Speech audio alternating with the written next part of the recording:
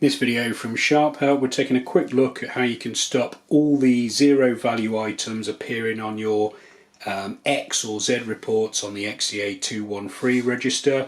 So on this machine here I've just run a X non-resetting report, so you can see at the top X1 report, and then it's got Department 1 soft drinks £1, Department 2 food £4.50, and then all the other departments, whether they've had a sale on or not, are all printing out.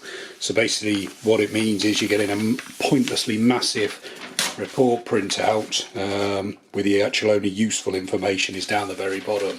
You can change the programming of the machine so that it zero skips. It's called zero skip. So basically if something hasn't sold, if it's zero value department, then it doesn't appear on that report. It's easy to program. You just need to know where to look. So at the back of the 213 manual, certainly the UK version of it, there's a series of job codes. So if you look at this advanced function programming, and then we're looking at this flow chart here, subtotal, job code, the multiply button, and then you basically get told to put in A to H, or if you want them all set at 0, you press ST, TL and S. So what those A to H relate to these codes. So we're looking at job code 6, and the one we're particularly interested in is G and H, zero skip in POU report, yes, so we would want G to be 1, and then zero skip in full sales clerk hourly reports, we want that set to 1 as well. So yes, so it's actually the default programming.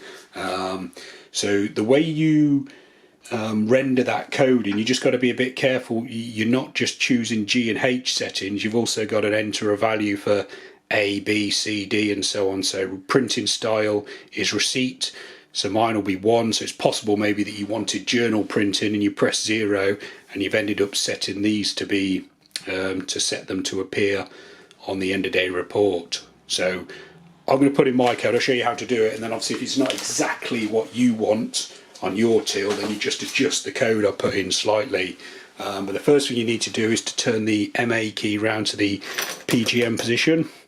So PGM there, we're in the PGM position, and then following the chart, which was on the page before the job codes, you press the subtotal button, which on this machine is here, marked ST.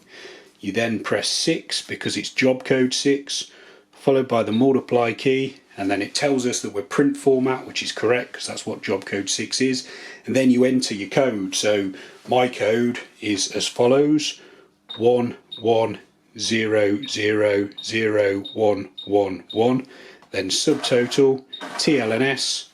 You get a little printout confirming what you've done, so job code 6 with that status. Key back to reg. What you can do actually, if we rerun that report, see, you saw how massive that report was I just ran. What I'm expecting is that this report is a lot shorter.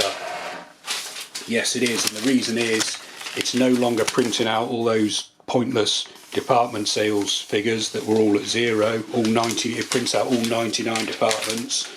My new report has just printed, if a department hasn't had a sale, it's been skipped and isn't on the report. So I'll just leave that there so you can see how short that's what it should look like.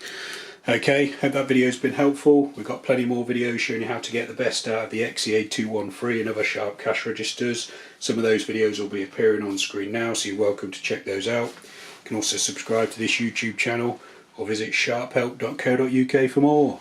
Thanks for watching.